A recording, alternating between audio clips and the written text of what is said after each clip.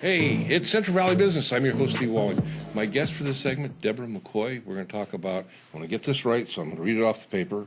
It is the McCoy Talent Gallery, but that's kind of a subtext to many other things we're going to be talking about. This young lady is extremely creative. She's got her fingers in all sorts of stuff besides, and I like her concept of the Talent Gallery. So, Deborah, welcome to the show. Thank you. Okay, the Talent Gallery, and I asked you before we went on camera, why a gallery, not an agency? And you explained to me what? Well, a gallery is a place where people can create and do all types of different things. An agency is where I'm selling or promoting talent to be paid. Mm-hmm. And so a gallery is the more creative side. Okay. In that creative side, are we talking like theater arts, music, or are we talking creative art like drawing, painting, and stuff like that? It's music, drawing, painting. It's the whole works. Kind of like a universalism, huh? Yes, yes, yes. Awesome. Yeah. How'd you get into that? As a child, I loved art. Mm-hmm. I loved performing arts, and I don't know if you remember Al Racca. The name's familiar. Yes, he had a show on Channel 30, okay. And we went on one of his shows, and I had a chance to see all of the bright lights and everything, and I was enamored by everything. I was enamored by the speaker, a person like you, to the people behind the scenes, working all of the equipment. I paid you well to say that, thank you. Yes, yes. No, so you got hooked early, huh? Oh, yes, yeah. Yes. So how did your story progress from there? Well, also I meant to tell you that my father was a singer. Was he? And he was also a self-taught musician. Uh-huh. And so, you know how when your parents are doing something, you never, it's not cool or whatever. And then later on you grow up and then you say, oh my gosh, this was great. So, and I took art in school from elementary all the way up to college. And it was just so much fun. It was so much of a life. Art is life. And yes, and so that's why I just got involved into it because I love it. It's so much, and it does so much for me, and I see what it does for others. So you're kind of selfish, aren't you? The stuff well, yeah, no, yeah, that's an if I can help me, if I can help me, I can help you. It starts with me. That's it. Yes. And that really is it. And I was kind of making a play on that because when you talk about, well, for me it did this, or for me it did, people go, well, that's so self-centered or whatever. Uh-huh. But the truth is, as you learn to express yourself in those things where, and I'll use the term gifted, whatever gifts that you have. Yes. Creativity, art, music, business, and it runs the gamut.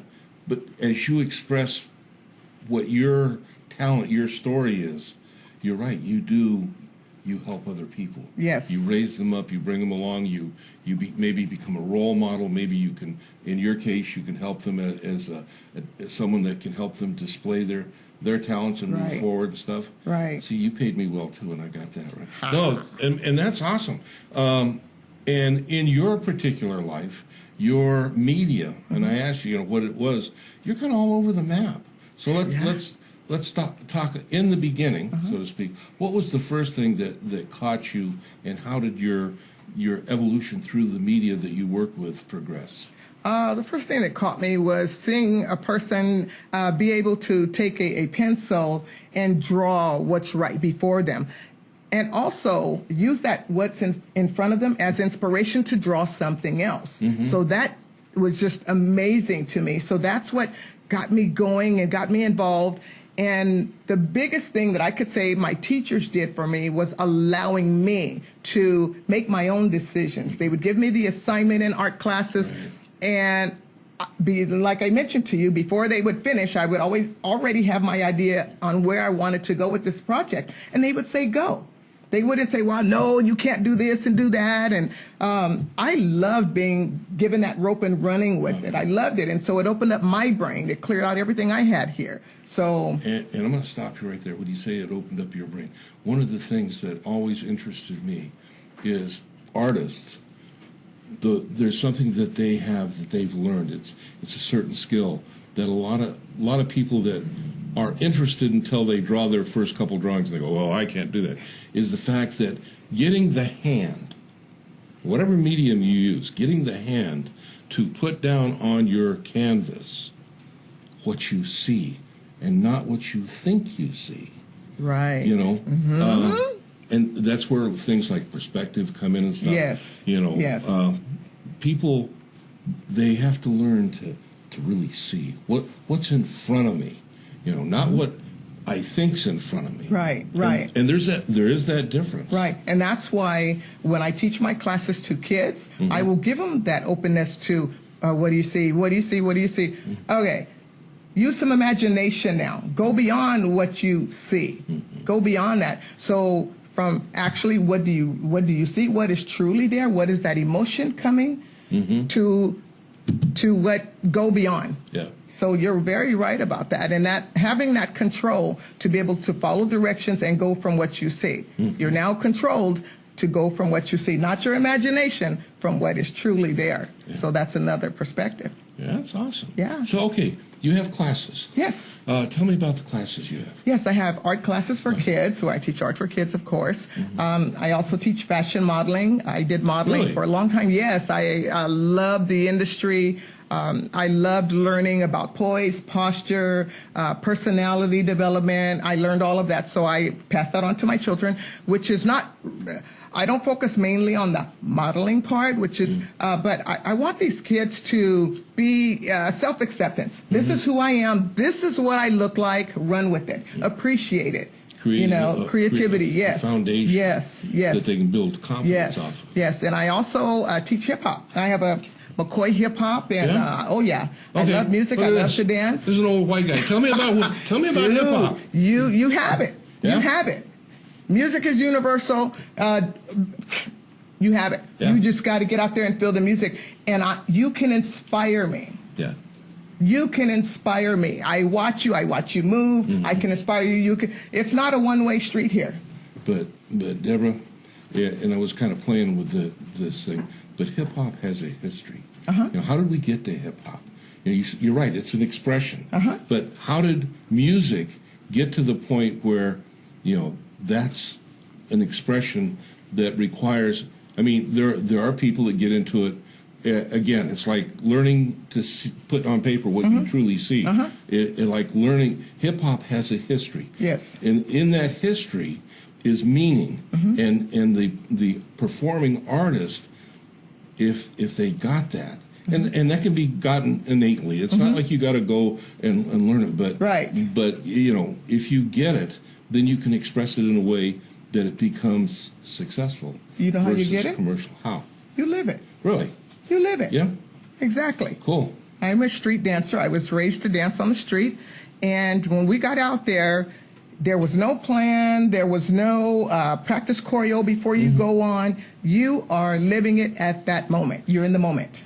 Cool. And you teach that. Oh, yeah. That's awesome. Oh, yeah. You got to have at the end of the day, you got to feel really good. You know, I mean, Blessed. You're helping kids, maybe even older kids. Yes, I have an adult class. I have an adult class, too. You got a geriatric class? Hip-hop, my dancers are amazing. Yeah. Absolutely. Yeah. I mean, we love our classes. The adult class, it's called Grown Folks. Yeah. And we get together Saturday morning at 9 and Thursdays at 6. When I grow up, 6 I'll p.m. sign up. Hey, we're ready for you now. And I'm going to hold you to that. Uh-oh, look out. I'm going to hold you to that. This is all nice, but if I can't get a hold of you, find you, doesn't do me any good, does it?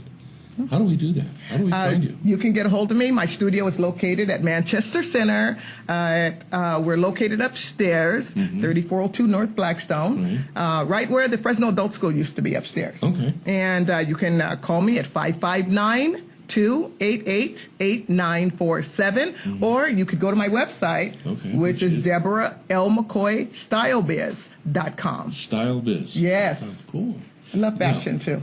What other social media? Facebook? Oh, Pinterest, gosh. I'm on Facebook. We have a McCoy Talent Gallery page. Okay. We have a McCoy Hip Hop page. And yours truly page, Deborah McCoy. And also on Instagram and Twitter under Deborah L. McCoy. Yes. So those are the ways we can find you. Yes. And Google. Google? Okay. Yes, Google. Class McCoy Talent availability. Gallery. We always have classes opening up, or is the class there and it's someone that comes, they kind of evolve into it? How does Classes are always opening up. I have a pretty open format for my classes. Right. When someone is ready, we make room for them, and I open my heart for them to accept them in so that they can get in there and get busy. That's awesome. While they're excited about something, all right, show me what you got. Let's go. Okay, cool. Now, show me what you got. Tell me the one thing that you've been involved with that really, kicks it for you. I mean, that just, you think about maybe it's a client, that you've worked with or an event that you've been involved with. What is it that, as you think over, the few minutes that you've had experience? Well, if you see my eyes watering, the most important thing and the most heartfelt thing that I do is motivate a child. I want kids to accept themselves. I want them to be happy, and I want them to learn how to make themselves happy. I want them to do the right things. Let's stop you right there, because that's very important to me. People need to understand that happiness is a choice. It's something that we have to learn and own. It's not about what someone else can do for me. It's not about what life can bring to me. It's me creating my happiness. And once I get that, no matter what life brings at, and life does come at us at the speed of life. Yes, it does. But I can always live in that level of happiness. And you teach kids. Yes. I can see why your eyes would water up. Choices. Yeah, exactly. Choices. That's where your power is. It's up to us. Yeah. It's up to each and every one of us. There are people like me, there's people like you, people like the people here in this studio that are willing to show you and teach you and guide you. You have to open up your mind, and you have to open up your heart to receive that. Awesome. You are responsible. We are responsible. Uh-oh. Yes. The R word, man, that's tough, yeah. Yes. Another thing that goes along with that, and this is something that years ago, I'm not going to tell you how many, but I was an avid science fiction reader, and I recently found the book that this concept came out of, and I don't know if it's in print, but you can get used books online. But the concept of the main character in the book was, when we look at things in our life, everything has two things attached to it. One is the price, and one is the value. Let's talk about the value before we make the decision whether we're going to pay the price or not. Most of the time, people just grab, and they don't think about the price. And then when it comes and catches them, when that R word comes up, whoa. And there you go. Yes. Awesome. Yes. Deborah, thanks for being with me today. You're amazing. Yeah. So are you. This was great. Oh, well, good. Come on back. We'll talk more. Yes. If you got, if you're doing like a special event, holiday, post-COVID reopening celebration, going to blow out the Manchester Center, whatever it is, let me know. Okay. Yes. Come back. We'll talk. Thank you so much. Sheltering in place. Right? Yes, the shelter in place. Let's do that. Right, thank you. If you have kids, Deborah's a great place to be. And I'll see you when we come back.